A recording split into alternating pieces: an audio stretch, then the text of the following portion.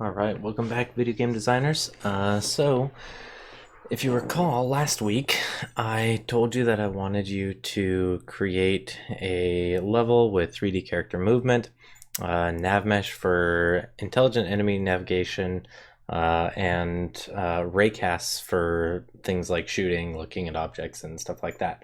And I thought the best way to do that is to show a project that one of you submitted to me. So this was submitted by Connor.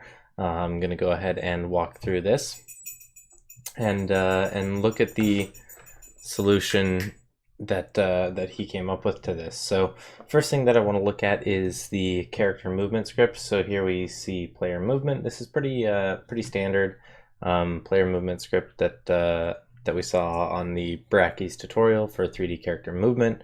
We get the character controller, speed, have a velocity variable here, gravity, which you can change in the inspector so that you can have a faster gravity, which makes sense. Having a ground check object, ground distance, layer mask, etc. All this stuff is in that Brackeys tutorial, which you can see by going back to last week's video. Check to see if we're grounded. So we have a sphere that checks to see if we're on the ground. If we are, then sets the y velocity to -2. It gets the x and z input, so that is horizontal and vertical input on the keyboard. So W and S in this case are going to be moving you forward and backwards. And A and D are moving you horizontal, so on X. So Z is forwards now, whereas previously we did vertical. W and S were vertical on the Y-axis, but that's not really the case anymore, right? We don't want, if we press W, we don't want to move up on the Y-axis. Here we configure our move variable. So transform.right times X. So if we're not getting any horizontal input, then we're not moving to the right. Transform.forward times Z. So if we're not getting any vertical input, then we're not moving front and back. Tell the controller to move. If we press the jump button, then we make them jump, and then we have velocity, which is increasing with gravity times time.delta time, so that it scales with frame rate. And then we move the controller with velocity so that it will fall or jump or whatever we have here. So this is just the standard script that was on the Brackeys tutorial, and we attach that to our player. So we should be able to, if we push play, we should be able to run around in the scene. Okay, perfect. Now, the other things that I wanted you to do was create the nav mesh for enemy movement and have raycasts for 3D shooting. So the first thing that we're going to look at for that is, or of those two, is the nav mesh. So in order to get the nav mesh, we need to go up to Window at the top of the screen, come down to AI, and select navigation. So select that and it'll open the navigation window. Here we see that Connor has already baked the navigation. So what you do is you select something like the terrain and you tell it that that navigation area is walkable.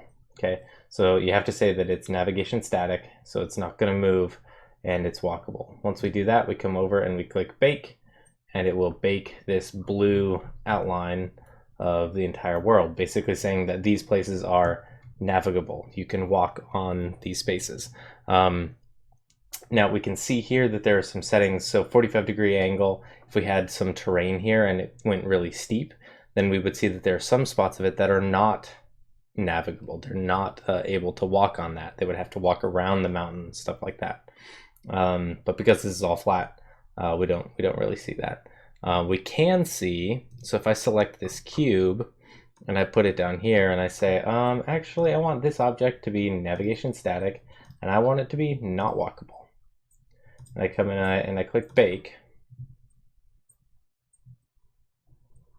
Once it finishes baking, you'll see down here in the corner, now we see that it has actually cut that cube out of the terrain. So we actually see that it has put this this spot in the middle because the cube is actually pressed down into the ground. But you get the idea that you can make these obstacles this way. So I'm gonna undo this change because I don't want this thing to be I don't want a weird hole in my terrain here. But I want to show you something else with that in just a second. So now, if we look at the enemy, which I believe is this object right here, it has the navmesh agent component, which automatically brings a rigid body component, and then it has this agent script attached to it right here. So it gets the transform, and which is the player, gets the agent component, and then it just says set the destination to the player's position. So it will just constantly be updating its position to chase the player. We can see this when we switch back to the scene. It is in fact chasing me, right? Now it tried to chase me into that cube. It has this is a really common problem, is that it'll run into something and it will sort of bounce off of it. So the way that you can fix this is by coming into the rigid body and adding some drag. So both linear and angular drag, so it won't rotate and it won't run into stuff and skid off to oblivion. So here we see that it bounced off of it. The drag makes it recenter and orient itself, which is perfect. Okay. We also see that as I turn around, see how it turns to sort of look at me, right? So the that is a property of the navmesh agent. We see here it has speed, steering, angular speed. So that is the speed at which it turns. Acceleration, so how quickly it gets to its max speed. Stopping distance is the distance that it will stop when it gets close to its destination. Auto braking is that it will actually do that stopping. Obstacle avoidance is that going around these other obstacles. Yeah, so that's sort of the nav mesh agent. I also wanted to show you what we can do with this cube, because oftentimes we have things that are obstacles that are actually able to be moved. So think about being able to push a block into a doorway and the enemy has to go around to another entrance or something like that. So we can actually add a navmesh obstacle component to an object, and if we tell it to carve, and so we can have it carve, that is, if I look at the navigation, it will carve out of the navigation. We can have it carve only when it's stationary. So we see if I'm moving this, well, I mean, we're doing it right now and it's paused. So it will probably show up better if I swap over here. See, as I move it, it stops carving. I release it and it carves. So we can have it only do it when it's stationary. That saves processing, or we can have it do it continuously.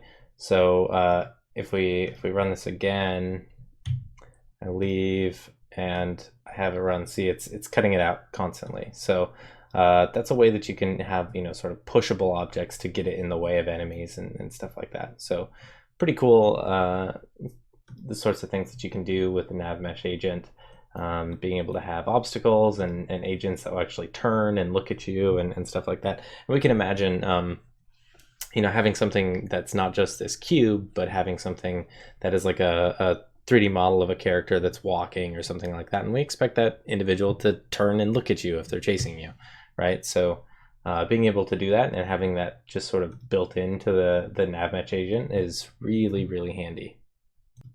The last thing that I wanted to cover was the raycasting. So having raycasts to sort of simulate the drawing of a line of a laser from one point, in a particular direction. This is a way of handling sort of collisions and stuff like that that is very different from how we've done it before. It's instantaneous, and it's infinitely small. It's just a line, so it's pretty cool. And the way that Connor has implemented this is pretty unique. So if I push play here, see this yellow sphere here. If I look at it, I get close and I look at it. It says press E to interact. So if I press E,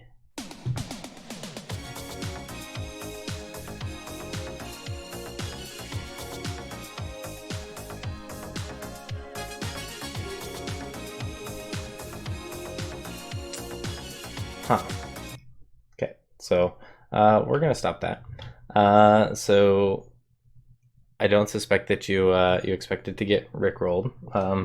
Thank you, Connor, for the submission. Let's take a look at how we actually did this. So we have the raycasting script right here. Let's go ahead and open it. So we have the raycast hit variable. The ray is going creating a ray from the camera in the mouse position, which the mouse is just in the center of the screen. So this is a clever way that I had never really seen before. The way that I had done this before was creating a ray like this here. So create a new ray from transform position in the camera's forward position, but both of these work. So really clever solution to that. Nice work. So once we create our ray, then we do this ray cast. So we create a ray cast in the direction of this ray. So from the camera towards the mouse position, which is straightforward from it. We save any information of what we hit in this raycast hit variable, and then we go out to this distance. So this is nice. If you imagine you're creating a game that is a shooter game, you want to have different distances for different weapons. So a short range weapon, like a SMG versus a long range weapon like a sniper rifle are going to have different distances. They're both doing this sort of raycast for handling the damage, but it's just different distances. So pretty cool. And we saw this in the scene, because if I look at the orb right now, it doesn't show up, right? It only shows up when I get close enough to it. If I back up, it goes away, right? So that's that distance. Okay. So then it checks to see if the thing that I hit is tagged as ball. If it is, then it says, changes text to press E to interact. So this is a nested, this is if. So if we continuously do this raycast, and if that raycast continues to hit the ball, and then if we press E, so all these conditions have to be true, then it's going to do a system.diagnostics.process.start, and it's going to open this YouTube link, which is the Rick Astley video. So very, very funny. Really well done. This is, if you saw the game that Connor made, the top-down game, he did the same sort of thing where he, instead of including music in his game, he had it open videos in another tab, so that he could include whatever music he wanted to and not have to worry about copyright, which is really clever. And then down here we say if we don't hit anything, right? So else right here, if we don't hit anything, then it's just going to change the text to blank, right? So change the text to blank so that we don't have the press E to interact, which is perfect. So that's the gist of raycasting. You can imagine, if we hit an object that's tagged as enemy, then we can get the hit collider game object get component HP, then call a function on it that reduces the enemy's HP.